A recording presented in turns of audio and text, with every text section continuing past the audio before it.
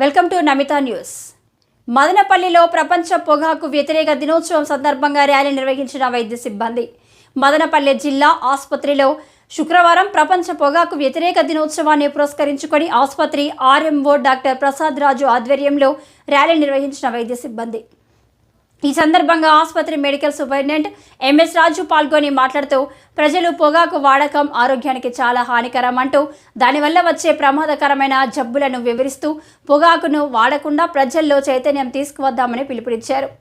అనంతరం ఆసుపత్రి వైద్య సిబ్బందితో కలిసి ఆసుపత్రి నుండి పురవీధుల్లో అవగాహన ర్యాలీ నిర్వహించారు.